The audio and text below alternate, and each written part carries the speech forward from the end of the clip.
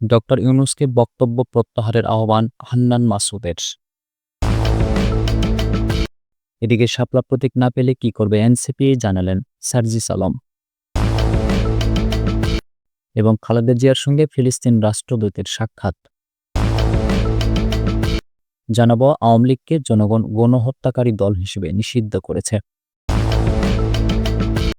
এবং সর্বশেষ জানাবো পিয়ারের জন্য দেশের মানুষ রক্ত দেয় নাই বলছেন কায়সার কামাল।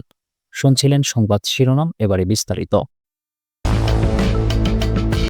ডক্টর ইউনূসকে বক্তব্য প্রত্যাহারের আহ্বান হান্নান মাসুদের।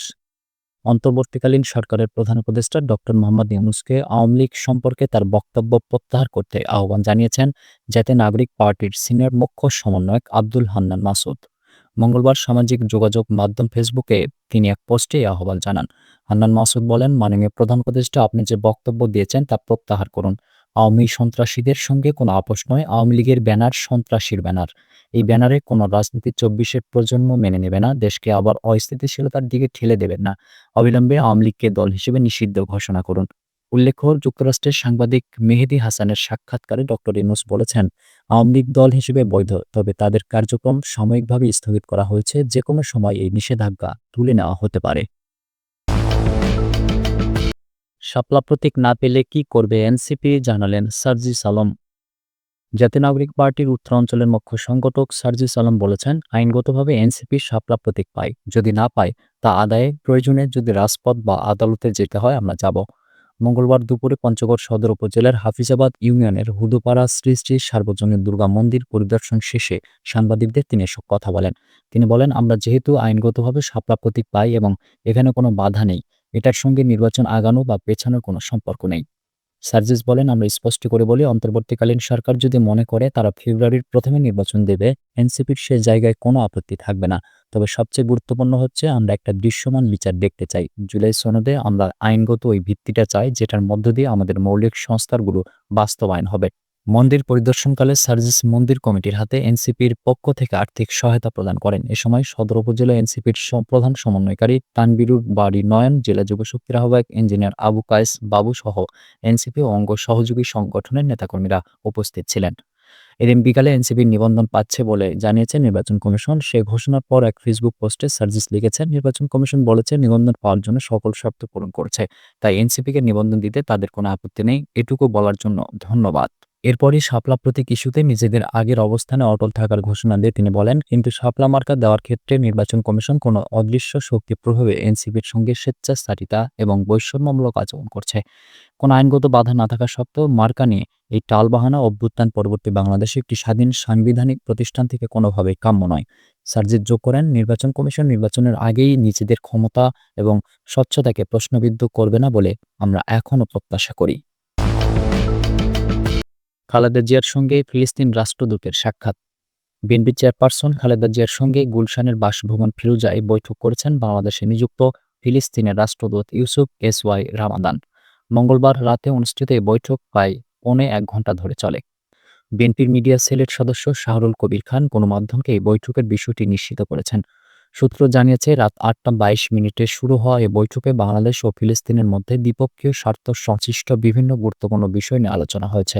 এই বৈঠকটি এমন এক সময় অনুষ্ঠিত হলো যখন আন্তর্জাতিক পরিমণ্ডলে ফিলিস্তিন পরিস্থিতি এবং বিশেষ করে গাজা উপত্যকায় শান্তি প্রতিষ্ঠায় প্রচেষ্টা নিয়ে ব্যাপক আলোচনা চলছে। ফিলিস্তিনের রাষ্ট্রদূতের সঙ্গে খালেদা জিয়ার এই সাক্ষাৎ রাজনৈতিক মহলে বিশেষ তাৎপর্য বহন করছে। আওয়ামী লীগকে জনগণ গণহত্যাকারী দল হিসেবে নিষিদ্ধ করেছে বললেন শফিকুল ইসলাম মাসুদ।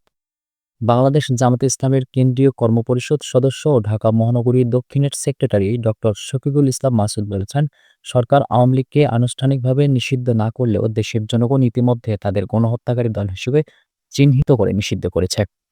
তিনি বলেন, ৫ আগস্ট গণঅভ্যুত্থানের মধ্য দিয়ে জনগণ আওয়ামী লীগকে রাজনৈতিকভাবে প্রত্যাখ্যান করেছে। পৃথিবীর কোথাও গণহত্যাকারী দল দ্বিতীয়বার জনগণের সামনে ফিরে আসতে পারেনি। আওয়ামী লীগও ফিরতে পারবে না। মঙ্গলবার বিকেলে ঢাকা ৫ আসনের ছাত্র প্রতিনিধির সমাবেশে প্রধান অতিথির বক্তব্যে তিনি এসব মন্তব্য করেন। এ সময় তিনি অন্তর্বর্তীকালীন সরকারের প্রধান উপদেষ্টার বক্তব্যের সমালোচনা করে বলেন, আওয়ামী লীগের কার্যক্রম কেবল স্থগিত রয়েছে এবং যেকোনো সময় সচল হতে পারে এমন মন্তব্য জাতির সঙ্গে বিশ্বাসঘাতকতার শামিল। ডক্টর মাসুদ বলেন, আওয়ামী লীগ জুলাই আন্দোলনে ছাত্র জনতার বুকে গুলি চালিয়ে ২,০০০-এরও বেশি মানুষকে হত্যা করেছে, ৫০,০০০-এরও বেশি মানুষকে আহত ও পঙ্গু করেছে। বিগত ১৫ বছরে দেশ জুড়ে খুন, গুম, জুলুম, নির্যাতন চালিয়েছে। তাদের কোনোভাবেই রাজনৈতিক দল বলা যায় না। আওয়ামী লীগ হচ্ছে গণহত্যাকারী দল। সমাবেশে প্রধান বক্তা হিসেবে ইসলামী ছাত্র শিবিরের সেক্রেটারি জেনারেল নুরুল ইসলাম সাদ্দাম বলেন, স্বাধীনতার পর থেকে জনগণকে অধিকার আদায়ের জন্য বারবার রক্ত দিতে হয়েছে। শেখ মুজিবুর রহমান ও শেখ হাসিনার পরিবার জনগণের অধিকার কেড়ে নিয়েছে অভিযোগ করে তিনি বলেন, হাসিনার ফ্যাসিস্ট শাসনের বিরুদ্ধে ছাত্র সমাজের নেতৃত্বে জাতির রাজপথে নেমেছিল। জুলাই আন্দোলনের মুখে তার পতন হয়েছে। সমাবেশে প্রধান বক্তা হিসেবে ইসলামী ছাত্র শিবিরের সেক্রেটারি জেনারেল নুরুল ইসলাম সাদ্দাম বলেন, স্বাধীনতার পর থেকে জনগণকে অধিকার আদায়ের জন্য বারবার রক্ত দিতে হয়েছে। শেখ মুজিবুর রহমান ও শেখ হাসিনার পরিবার জনগণের অধিকার কেড়ে নিয়েছে অভিযোগ করে তিনি বলেন, শেখ হাসিনার ফ্যাসিস্ট শাসনের বিরুদ্ধে ছাত্র সমাজের নেতৃত্বে জাতি রাজপথে নেমেছিল। জুলাই আন্দোলনের মুখে তার পতন হয়েছে। তিনি ছাত্র উপদেষ্টাদের সমালোচনা করে বলেন, তারা বিপ্লবের সময় ছাত্র জনতার পাশে দাঁড়াতে ব্যর্থ হয়েছেন, ফলে উপদেষ্টা পদে থাকার নৈতিকতা হারিয়েছেন। পিআরের জন্য দেশের মানুষ রক্ত দেয় নাই বলছেন কায়সার কামাল। বিএনপির আইন বিষয়ক সম্পাদক ব্যারিস্টার কায়সার কামাল বলেছেন, দেশের মানুষ গত ১৭ বছর ভোট দিতে পারেনি। বাংলাদেশের মানুষ আজ ভোট দেওয়ার জন্য উন্মুখ হয়ে আছে। এখনো যারা পিআরের কথা বলছেন, পিআরের জন্য কিন্তু দেশের মানুষ রক্ত দেয় নাই, পিআরের জন্য গণতন্ত্র প্রতিষ্ঠা করতে চায় নাই। পিআর নিয়ে যারা দাবি করছেন তারা অনেকেই জানেন না পিআর কী জিনিস। মঙ্গলবার দুপুরে নেত্রকোনার কলমাকান্দা উপজেলা সদরের চাঁদপুর এলাকায় রামকৃষ্ণ আশ্রমে দুর্গাপূজার অষ্টমীতে কুমারী পূজা অনুষ্ঠানে অংশ নিয়ে তিনি এসব কথা বলেন। তিনি বলেন, সংসদীয় গণতন্ত্রের সূতিকাগার হচ্ছে ইংল্যান্ড। ইংল্যান্ডের যে পার্লামেন্টারি ডেমোক্রেসি, যেখানে পার্লামেন্টারি ডেমোক্রেসির প্র্যাকটিস করে যারা পার্লামেন্টারি ডেমোক্রেসির উদ্ভাবক, তাদের দেশেও এখন পর্যন্ত কিন্তু পিআর পদ্ধতিতে নির্বাচন হয় নাই। অস্ট্রেলিয়া, কানাডা, ভারত যারা ডেমোক্রেসি প্র্যাকটিস করে তাদের দেশেও পিআর এর পদ্ধতিতে নির্বাচন হয় না। পিআর নিয়ে জামায়াতে ইসলামীর ধর্মীয় উন্মাদনা সৃষ্টি করার জন্য বাংলাদেশে অপপ্রয়াস চালাচ্ছে, নির্বাচন বানচালের ষড়যন্ত্র করার চেষ্টা করছে।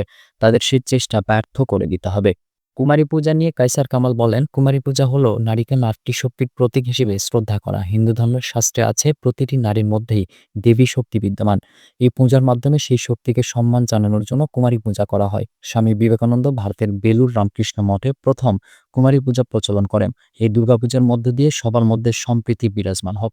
তিনি বলেন, আমাদের এই দেশ অসাম্প্রদায়িক। এখানে সব ধর্মের মানুষেরই শান্তিতে বসবাস করার অধিকার রয়েছে। প্রত্যেক মানুষই তার নিজ নিজ ধর্ম ও আচার অনুষ্ঠান পালন করবে, এটাই স্বাভাবিক। আমরা সব ধর্ম বর্ণের মানুষ নিয়ে শান্তিতে দেশে বসবাস করতে চাই।